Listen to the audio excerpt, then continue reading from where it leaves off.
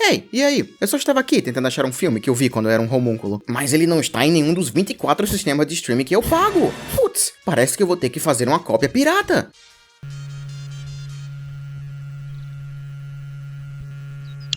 O quê? Tu achava que alguém do governo iria se importar se alguém pirateasse? Putz, a coisa tá feia. Eu não sei se isso ainda é comum, mas eu lembro que quando eu ia na casa de um amigo conhecido, eu via que essa pessoa tinha um monte daqueles DVDs piratas que ficavam dentro daquelas coisas de plástico com a capa impressa em uma folha A4. Vocês podem rir de mim, mas era o único jeito que a gente tinha de ver filmes nessa época, eram esses DVDs, ir na TV ou alugar, mas o único jeito de ter o filme era pirateando ele. Tipo, a gente não tinha nem sequer um cinema na cidade, ou internet. Na verdade, a gente não tinha nem olhos. Pra ver, a gente tinha que andar usando ecolocalização. Eu tô velho. Os filmes que passavam na TV não eram muito bons. Sim, você tinha um filme decente aqui ou ali, mas putz, a coisa era feia. Eu chamava esses filmes de filme de sessão da tarde. Podem não ter passado lá, mas você pode ter certeza que conseguiria imaginar esse filme passando em uma TV mal configurada numa sala de espera numa quarta-feira. Porque normalmente eram filmes de animação que o canal provavelmente pagou R$2 e um chiclete pelos direitos. Pra quem não sabe, pra um filme passar em um canal de TV, o canal tem que pagar direitos de reprodução. Esses direitos ficam mais e mais caros dependendo do filme. Por isso passar Os Vingadores não era tão viável todo dia, sabe? Então, pra tomar um lugar no horário que tá todo mundo trabalhando na escola, eles passavam os filmes que ninguém veriam, que você não passaria o olho se não tivesse qualquer coisa melhor pra ver. E agora estamos de volta com... carros. Oh, não, eu falei errado, é os carrinhos. Esse é o filme que você vê pirata na casa do seu primo? Esse vídeo vai ser uma lista de melhor para pior. Eu vi a grande maioria dos filmes que tinham uma pontuação baixa no IMDb, mas esses são os mais interessantes, do melhor filme até o pior filme. Não que o melhor seja bom para começo de história, mas é porque eu não sei organizar essas listas. Ok, deixa eu te explicar o buraco que eu entrei tentando entender esse filme. Se você ir no IMDb do filme, aparece outro filme, sendo o mesmo filme com um nome diferente, mas um deles tem um sotaque britânico e o outro com sotaque americano absolutamente horrível. O filme americano se chama Dogão, e foi a versão que dublaram no Brasil. O filme britânico, que é o original, se chama Franjinha e o Carrossel Mágico. Então, por que tem duas versões? Se prepara que eu vou te contar uma história. Em 1964, foi lançado um programa de TV francês para criança chamado O Carrossel Mágico, que passava no Reino Unido. Era um programa animado feito em stop motion e por mais que seja bem velho, ainda tinha um charme. E vocês acham que ficar fazendo remakes e reboot o tempo todo é algo só de hoje? Não, mesmo em 2005 o pessoal já queria bancar em nostalgia. E por alguma razão acharam que fazer uma versão CG desse desenho 36 anos depois seria uma ideia boa o suficiente? Pode até ser. Tipo, muita coisa que vocês achavam que era novo era apenas um remake ou reboot de algo antigo. Tipo, tu sabia que Jovens Titãs em Ação é um reboot de um desenho do Cartoon Network do início dos anos 2000 chamado Uma Família da Pesada? Esse tipo de filme pode ser bom, mas poxa, aqui nesse vídeo então claramente não é. O filme saiu no Reino Unido com o nome de Franjinha e o Carrossel Mágico e foi um sucesso moderado. E por que não? Pegar um filme inteiro que já está pronto e fazer uma redublagem sem sentido que apela pra ninguém e ganhar dinheiro em cima? O filme então perdeu dinheiro, mas isso não importa. O que importa é fazer um filme ruim. E aí, saiu Dogão. Mas mudar o título não foi o suficiente, porque mudaram todos os dubladores, adicionaram piadas e referências, mudaram a trilha sonora e trouxeram um monte de celebridades. Dylan! What? Dylan! What's up, Doc? Oh no, I've run out of toothpaste. No. Oh, Master Chief ate it.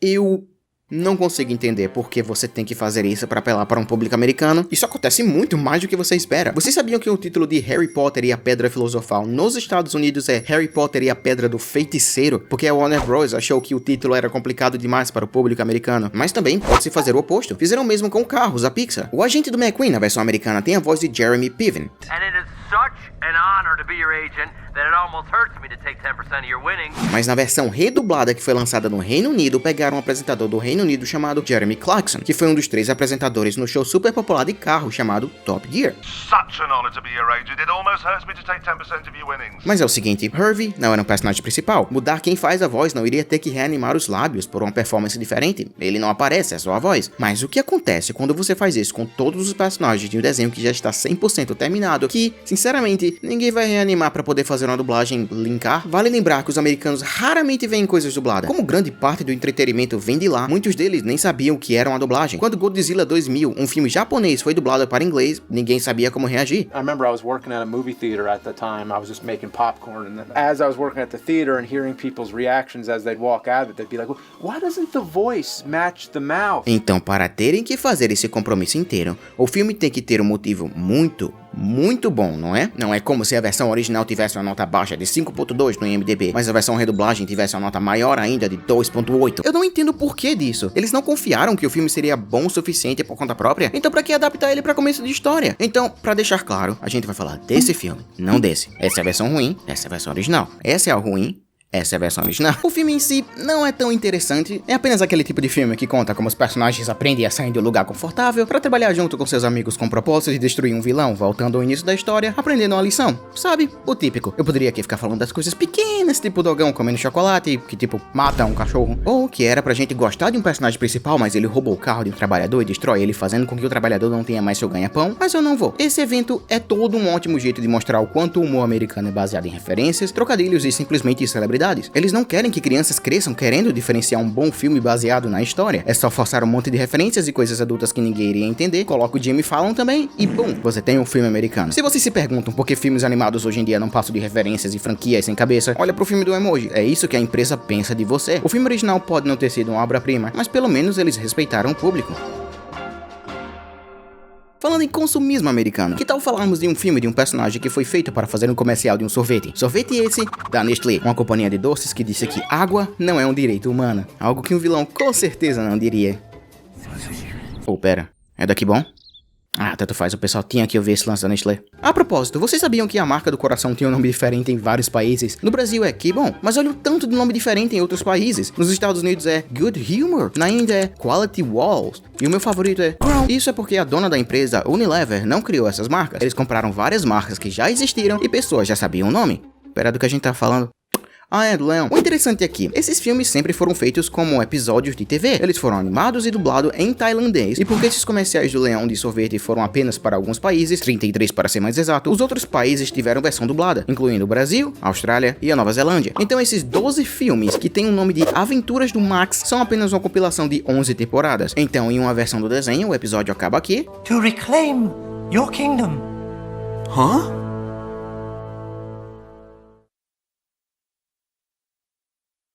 Mas no filme ele continua diretamente no próximo episódio. To reclaim your kingdom. Huh?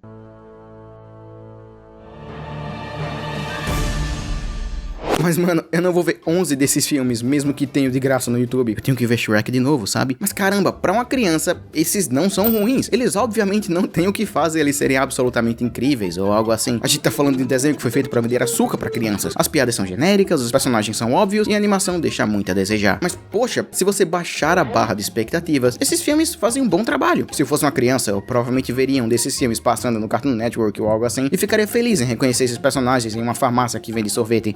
Porque todas as farmácias vendem sorvete, e mesmo se eles não têm nada que façam eles ser lembrados, ao menos tem a nostalgia para algumas pessoas. Poxa, eu ainda amo aqueles filmes do Clutch Power da Lego, mesmo que sejam basicamente a mesma coisa, só porque é nostálgico pra mim. A propósito, os personagens dessas campanhas são assim agora, sério, eles são furry.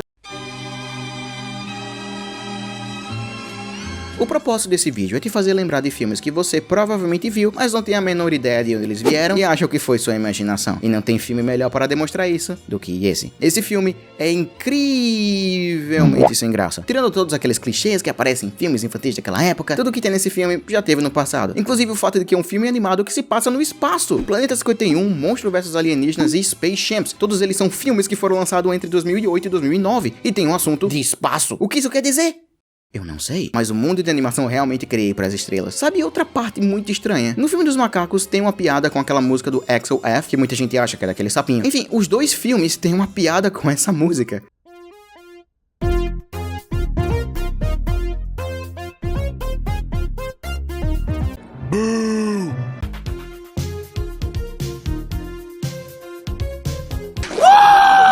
O que é uma coincidência incrível. Tipo, quando lançaram Vida de Inseto e Formiguinhas, ou quando lançaram Madagascar e Os Selvagens. ok, isso tá parecendo mais uma conspiração do que coincidência. E por mais que tenham tido vários filmes animados que se passam no espaço, Space Chimps tem outro algo em comum que faz com que esses filmes sejam ainda mais similares. O tanto de gente popular que estava dublando esse filme. Em Madagascar a gente tem Chris Rock e Ben Stiller. Em Formiguinhas a gente tem Gene Hackman, descansa em paz. Sylvester Stallone, que na minha opinião deveria ter contratado o seu irmão mais distante, o Sylvester Stallone. Hello. Eles fazem questão de terem os maiores atores só pra dizer que eles aparecem no filme. Nesse filme, a gente tem Andy Samberg, de Brooklyn Nine-Nine, Patrick Warburton, que faz a voz do Joey em Family Guy, Kristen, que tá naquela versão em vida real da Pantera Cor-de-Rosa que eu aluguei pensando que era um desenho animado, mas não era um desenho animado e eu fiquei com muita raiva porque é o único filme que eu tinha pra ver. Tem até o Tom Kenny, da versão original de Bob Esponja. Eu queria muito falar disso, mas eu não arrumei um lugar pra colocar isso no vídeo, então eu vou falar aqui rapidão. Tu sabia que Martin Scorsese, o diretor desse filme e desse, proprietário de um Oscar, é a voz desse peixe em Espanta-Tubarão? Isso é basicamente o oposto da dublagem BR, que lembra quando eles usaram a equipe do Pânico pra dublar aquele filme do Gaia? Ou quando chamaram o Luciano Huck pra dublar em Enrolados? Enfim, eu perdi a linha de pensamento. Space Champs é um dos filmes de todos os tempos. Quando eu digo isso, eu quero dizer que serviu de salário para um monte de animador, mas a história é exatamente o que você espera. O personagem principal, que tinha uma vida incrível, mas perdeu a vida e agora quer mais. Tem aquele típico trio de personagem principal e dois personagens secundários, um sendo uma menina e o outro sendo a menina. Ele tem aquele clichê de falar, traduz pra mim, quando o cientista fala algo complicado por nenhum motivo. Esse filme é tão genérico que nem quando você tem nada pra fazer você iria se divertir. Ele é exatamente no meio de ser um filme que não é bom o suficiente pra chamar sua atenção, ou ruim o suficiente pra chamar sua atenção. Eu fiquei surpreso que esse filme teve a continuar... Pera... Tem um segundo filme? Era pra eu ter falado do segundo filme! Que merda! Primeiro, eu vou começar dizendo uma coisa única. Esse filme é um milagre. Não porque ele é muito bom, mas porque ele foi feito em um país que não tem história de filme. E o fato que ele saiu competente é algo que eu não acreditaria. Certo, o filme tem 4.6 no IMDb, mas... eu queria ser bondoso com esse filme porque ele veio da Dinamarca e pelo que eu vi a Dinamarca não é tão popular em fazer filmes animados, mas o filme não é bom. A animação desse filme é tão estranha, desconfortável. Sabe aquelas imagens em CG de espaços liminares? Então esse filme tem muito disso, com o cenário sendo bem repetitivo, escuro e vazio. Eu sei que é escuro de propósito porque eles estão embaixo da terra por serem minhocas, mas se você tirar elas da tela, caramba, isso fica estranho. Eu consigo imaginar um creepypasta de alguém sendo teleportado pra lá e ficar dizendo, essas casas tão estranhas tinham um estilo parecido com aqueles de seres humanos, mas diferentes. Eu acho que é por isso que eu pensei que esse filme tivesse sido um sonho até agora, porque eu não tinha a menor ideia que era real. A história desse filme é o tipo de coisa que você já viu em filmes animados e filmes a sua vida toda. É outro daqueles filmes que o cara vive em um mundo que não apela pra ele, e porque ele é algo, nesse caso uma minhoca, ele acha que não consegue seguir os seus sonhos. Então ele prova o contrário no fim, e tudo fica bem no final do filme. B-Movie foi lançado em 2007 e tem a mesma premissa. Não que Barry tenha copiado a mesma premissa, só quero dizer que é uma premissa muito comum. Barry e Barry? Um mundo feito com as mesmas espécies de insetos? É só adicionar uma mulher que está apaixonada por um inseto e aí eu digo que tem algo de errado. Por sorte não tem nesse filme, o que é bom, porque já é demais. Eu vou dizer uma coisa que eu estou muito surpreso que conseguiram fazer, e é um positivo. Lembra que eu te falei que comprar direitos de um filme pra passar em um canal é super caro? É a mesma coisa com músicas em filmes. Os direitos de uma música são super caros. Sabe aquela música dos Beatles, Yesterday? Ela custou 10 milhões de dólares pra aparecer em um filme. Mas, em Barry, eles pegaram direitos de muitas músicas disco.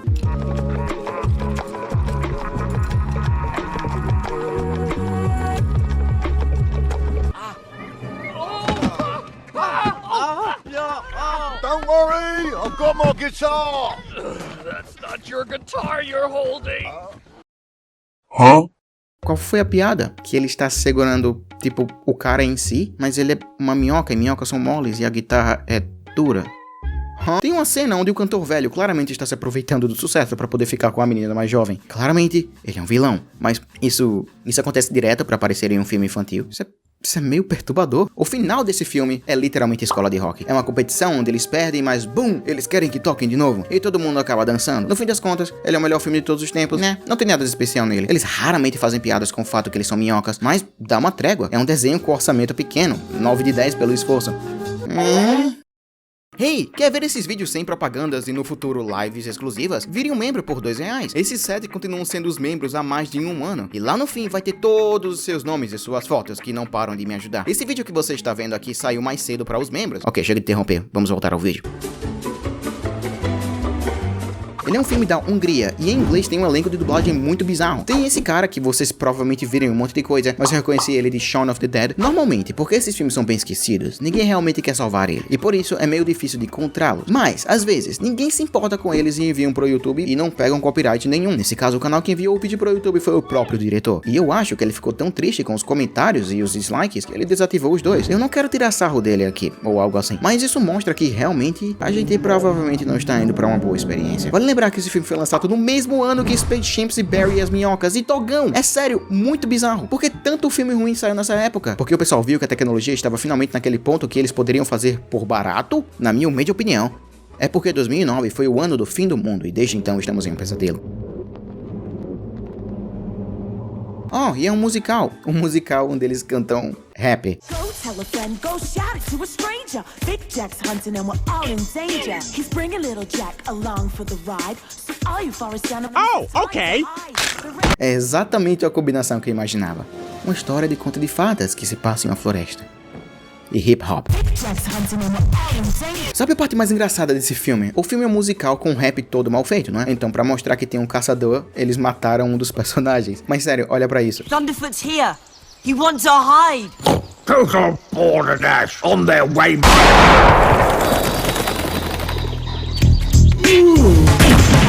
Watch out, friends. You better run for your lives.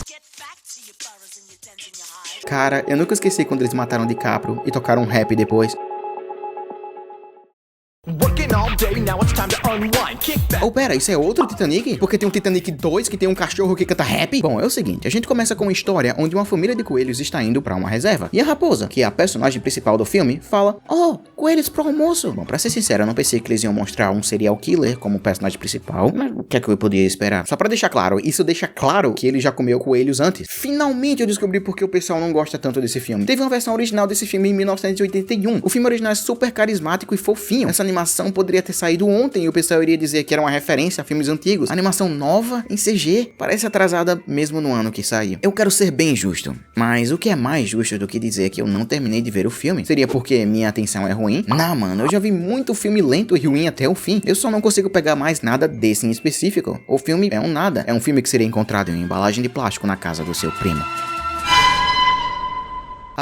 E segundo o IMDb, o filme tinha um site, mas depois que alguém parou de pagar pelo link, alguém comprou e redirecionou para E621. Quem sabe, sabe. Eu não sei, tá bom? Só pra deixar claro, eu não sei. E você sabia que a versão em inglês do filme é dublada por Freddie Highmore? Ele é da Fantástica Fábrica de Chocolates e desse meme. Eu estava no IMDb procurando coisas sobre esse filme, porque, vamos ser sinceros, não é como se esse filme fosse super popular. E eu descobri algo incrível. Tu sabia que um dos escritores desse filme morreu em 1970? O que é estranho, não é? Como é que ele escreveu um filme de 2006? Era um filme que ninguém aprovou para a produção até depois dele morrer. Oh, pera um minuto. Não é de 1970? É de 1870? Como é óbvio, isso é uma adaptação bem superficial do conto do Patinho Feio. E, curiosamente, todas as adaptações dos contos de fadas escritos por esse cara têm o seu crédito. Então, um homem que nasceu antes do Brasil virar um país e morreu antes de eletricidade ficar comum tem créditos para A Pequena Sereia, Da Pequena Sereia e, claro, A Pequena Sereia. Se você não entendeu, é porque esses personagens e histórias não foram escritas na Disney, mas por Hans Christian Andersen, um escritor dinamarquês. E com essas histórias, eu quero dizer O Patinho Feio, que a Disney adaptou, outra chamada A Pequena Vendedora de Fósforos, que não tem no Disney Plus, mas a Disney adaptou como curta. A propósito, é um curta lindo que vai te fazer chorar. A Nova Onda do Imperador, que não vai te fazer chorar. E claro, A Rainha das Neves virou Frozen. Sabe? As histórias que a Disney não quer que ninguém copie, mas que a própria Disney copiou de outras pessoas. Elas mesmas. Agora, vamos falar de Putz, a Coisa Tá Feia. A gente tem mesmo que falar desse filme? Certo, lembra que eu falei que o escritor desses contos de fadas era um dinamarquês? Sabe o que mais é dinamarquês? Esse filme! E com isso dá pra imaginar que o nome do filme não é Putz, a Coisa Tá Feia, porque, meu Deus, que nome. O nome original pode ser traduzido para O Patinho Feio e Eu. E eu tenho que deixar claro, porque eu estou falando do filme e tem um desenho animado feito pela mesma equipe. E a animação do filme já não é tão boa. Imagina do desenho. Sem querer ser muito rude, mas claramente não tinha muito dinheiro pra animar. Olha como as sombras têm uma resolução baixa. As texturas parecem de PS2. Cara, isso parece uma cutscene de um jogo de Xbox 360. Voltando ao filme, ele é sobre um rato que, olha só, quer uma vida melhor. Caramba, onde é que eu vi isso? Eu que te falei isso. Então, o rato usa um trem, e porque ele cai do trem no ninho, ele é empurrado pelo ovo para um galinheiro. Aí aparece um monte de galinhas que ficam com raiva do rato ter um ovo porque eles acham que o ovo é dela. Mas tipo, um galinheiro aberto assim, não era pra criar ovos para seres humanos pegarem? Essas galinhas não estão acostumadas com outras criaturas roubando ovos delas, a não ser que eles vão comer elas.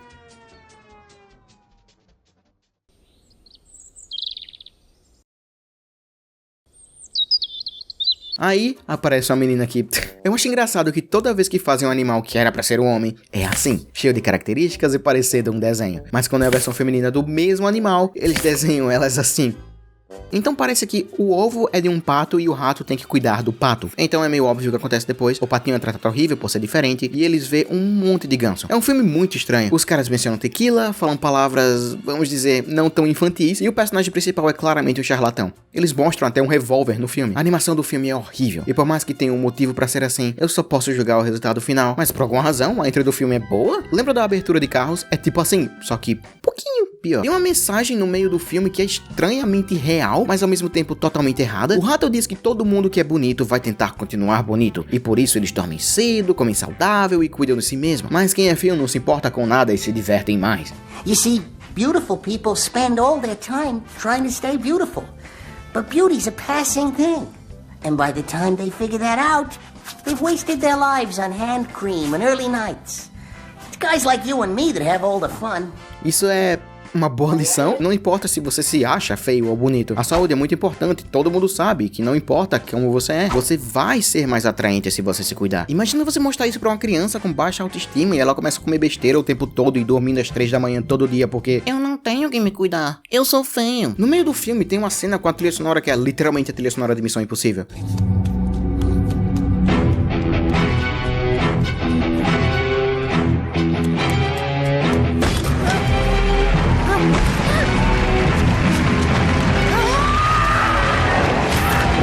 Quando eles chegam em um parque, que é tipo o propósito da aventura toda, é só eu que acho isso meio assustador.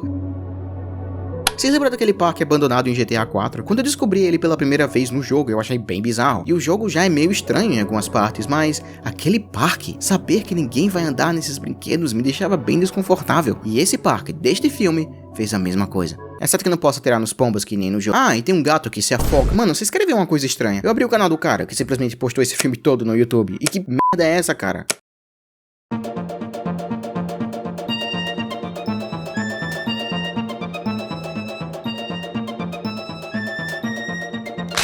E como todos os filmes animados de todos os tempos, acabam em uma festa com todos os personagens de todos os tempos. Tipo o filme do Emoji, o filme do Lorax, a Era do Gelo, o filme dos Minions, a Era do Gelo de novo, Madagascar, Zootopia, Rio, Megamente. Ok, algumas dessas danças foram incríveis.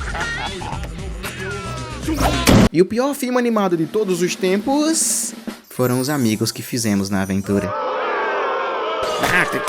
Tá bom. O pior filme de todos os tempos é...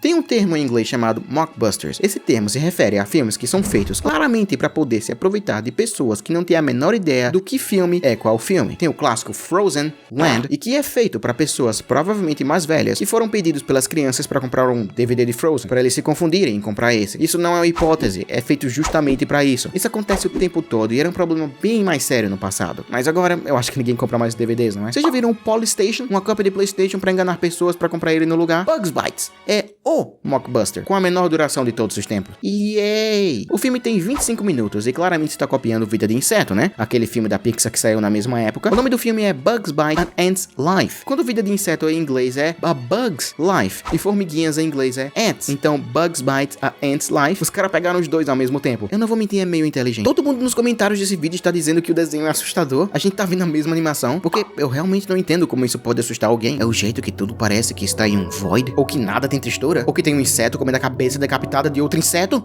Ok, eu não vou mentir, a parte de baixo das formigas é bem assustadora. Eu meio que odeio aranhas. Geckos? Lizards. From Malaysia.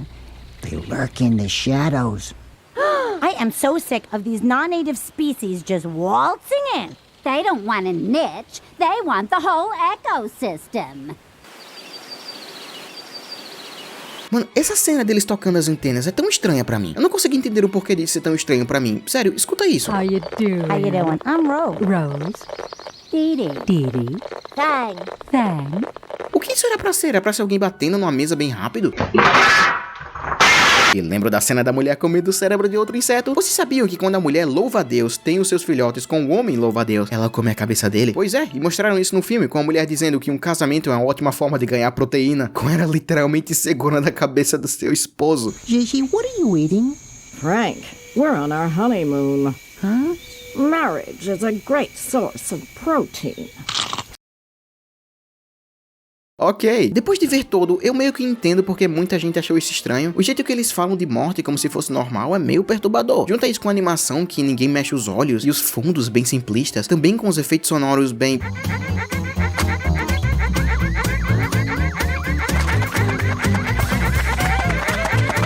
Tem um jogo indie que você é um fantasma no jogo do Pac-Man. E eu vi aquela trilha sonora repetida, é bem desconfortável, chegando mais e mais perto.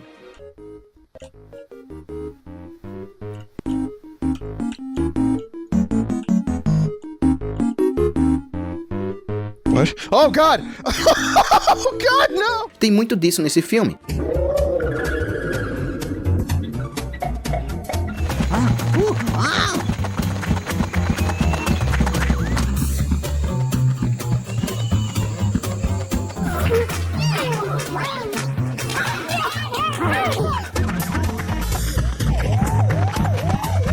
E esses ovos são bem nojentos. É tipo arroz, sabe? Não parece que você tá comendo um monte de ovos de bichinhos, não?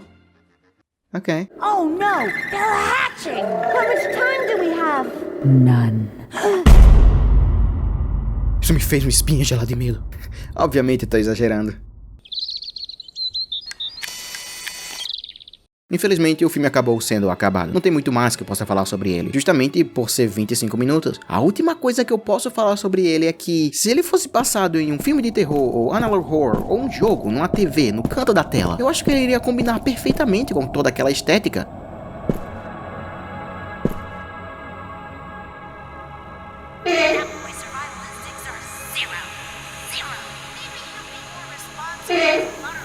Parece exatamente o tipo de programa infantil que iria ser transmitido em uma TV de baixa qualidade ou tocado em VHS com animação datada e músicas repetidas. É lindo, não é? Até as piores coisas podem ter um lado bom. Tipo quando Scott Calton fez FNAF porque disseram que as animações deles pareciam animatrônicos. O MM está morto. Aquilo é um DVD pirata de Ted 2? Eles se importam sim!